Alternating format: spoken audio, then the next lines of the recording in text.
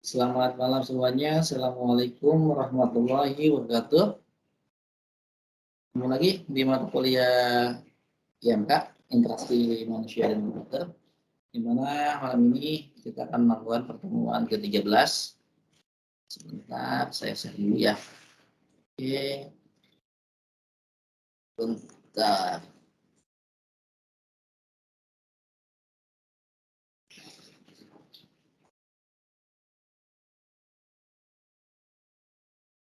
Oke, ini saya share.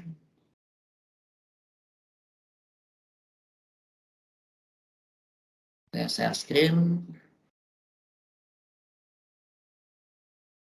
Ya. Pertemuan 13 mengatur yang pertama tentang yang namanya pertemuan antar muka masa depan ya. Membahas tentang antarmuka masa depan. Di sini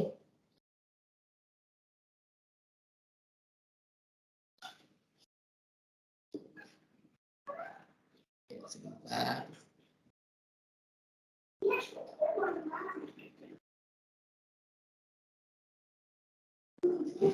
Di sini yang pertama tentang pendahuluan interaksi manusia dan komputer memiliki 3 fase perkembangannya, yaitu yang pertama era mainframe 1960 di mana komputer banyak pengguna.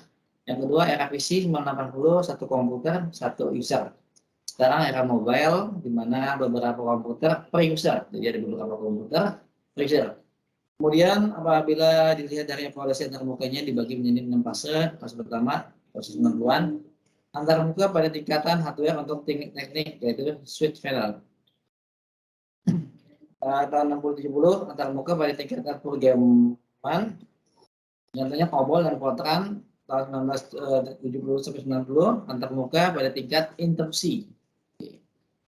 Tahun 80-an antarmuka tingkat dialog interaksi yaitu GUI dan multimedia. Tahun 90-an antarmuka pada tingkatan lingkungan kerja, contohnya sistem network dan groupware. Tahun 2000-an sekarang antarmuka perkembangan luas ke arah sistem interaktif.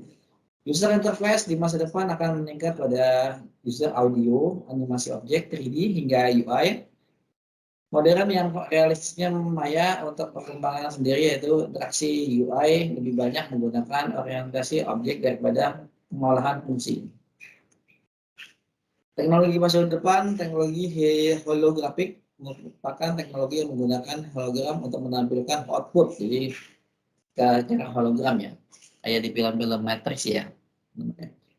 Fitur gadget di mana fungsinya merupakan masa depan, di mana gadget-gadget masa depan itu akan sangat berbeda dengan yang canggih. Sekarang ada namanya VR ya, di mana dia bisa nanti teknologinya itu bisa melalui tangan, di mana 3D-nya itu akan muncul. HoloLens, kalau dari produk yang Microsoft namanya HoloLens. Wah, bisa banget sebenarnya. Yang tiga, teknologi digital. Teknologi ini merupakan perkembangan digital di mana masa sekarang seperti TV, kertas, lemari es hanya dapat digunakan sebagai fungsinya. Di masa depan, internet tersebut memiliki banyak fungsinya, teman-teman. Display glass merupakan teknologi input beserta output dilakukan bersama dalam satu tempat, merupakan kaca yang dimana fungsinya di masa sekarang sangat berbeda dengan teknologi display glass di masa depan. Mungkin nanti kacanya bisa di swipe ke kanan ke kiri atau mungkin di touchscreen ya. Nah, 3D virtual reality adalah interaksi perkembangan suatu bentuk seakan-akan kita di dalam komputer atau reaksi nyata. Contohnya ada di permainan game juga ada 3D, atau mungkin kita pengen ke mana nih, berlibur ke mana, ke Swiss, nanti tinggal cari Swiss, nanti kita seolah-olah berjalan di dalam negara tersebut. Teknologi masa depan atau sensing effect, di mana komputer dalam memahami dan mengaruh dari lingkungan, misalnya suhu, mendengar suara, melihat lingkungan, sistem sensor effect.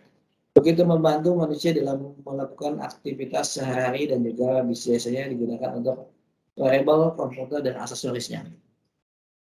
Sensor network ini ditempatkan pada tempat yang jauh dari komputer, di mana mendeteksi vision dan sound Yang akan dilakukan di mana sensor ditempatkan, aspek dari perkembangannya itu wireless, di mana operator menggunakan sensor network, di mana digunakan untuk aktivitas. Oke. Habis itu ada namanya arsitektur multi-shop WSN. Biasanya melibatkan beberapa jenis pemantauan pelacakan atau pengendalian untuk lebih spesifik aplikasi yang termasuk dalam pemantauan habitat pelacakan objek deteksi, di mana kebakaran, deteksi lahan slide, pemantauan lalu lintas, dan aplikasi umum WSN tersebar di daerah manapun yang dimaksud untuk mengumpulkan data melalui node sensor.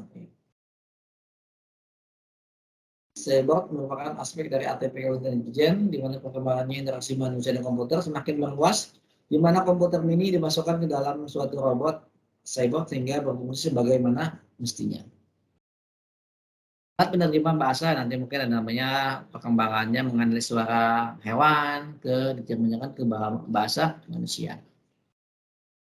Itu ada namanya embodied interaction, di mana dapat melakukan input hanya dengan sentuhan tangan bagian tubuh lainnya tanpa digunakan mouse atau mode. Jadi ada namanya layar, nanti dengan touchscreen aja bisa. Komputer model Vena, di mana disebut dengan PISM, yang diambil dari bahasa Rusia. Berarti tulisan konsep pembuatannya adalah paket komputer Vena dengan 5 fungsi. Yang pertama, ponsel sebagai pena yang digunakan untuk input, memiliki virtual keyboard, memiliki proyektor dengan ukuran kecil, terdapat kamera scanner, juga dilengkapi dengan personal ID, password, dan fungsi sebagai identitas pemilik. Komputer pena ini prinsipnya adalah mendatangkan lebih canggih dari lebih murah, sehingga kemampuan diantaranya melihat, mendengar, berbicara, berpikir, serta kemampuannya membuat kesimpulan seperti manusia. Human interface using eyes movement, dalam bahasanya disebut dengan pointer lewat gerakan mata. Tujuannya memudahkan user dalam memahami difabel fisik terutama bagian tangan. Cara kerjanya menggunakan sistem penggerak mata, memanfaatkan sinyal yang dipancarkan oleh mata, sinyal diolah sehingga dimanfaatkan oleh mengendalikan pointer pada komputer. Alat ini dikoneksikan dengan komputer dengan memanfaatkan USB yang biasa digunakan dengan alat printer. Contohnya kayak gini. Jadi ketika digerakin ke kanan, kiri, dia langsung seperti mouse ya. Nah, sekarang namanya self driving car. Ya, ini biasanya mobil otonom ya. Biasanya udah dibuat Google, ya, udah dibuatkan juga untuk otonom, atau mungkin Tesla ya, yang lagi baru ini ya. Tablet keping, di mana tablet untuk tidak satu kesatuan yang utuh, melainkan terdiri dari banyak keping-kepingnya nanti dijadi satu, jadi berbagai macam kepingin itu menjadi satu buah layar. Laptop tablet tenaga surya, nah ini dia, di mana pemasangan panelnya digunakan untuk pada badan perangkatnya, di mana pemanasan mesinnya matahari, maka semakin banyak tenaga listrik yang bisa dikumpulkan dari pemanfaatan teknologi tenaga surya. Nah, ini ada soal sebanyak 5. Silakan kalian kerjakan. Saya tunggu sampai jam 9:30. Kurang lebih saya ucapkan terima kasih. Selamat malam teman-teman. Assalamualaikum warahmatullahi wabarakatuh. Lupa ya, dikerjakan soalnya. Salam sehat soalnya ya. Assalamualaikum warahmatullahi wabarakatuh.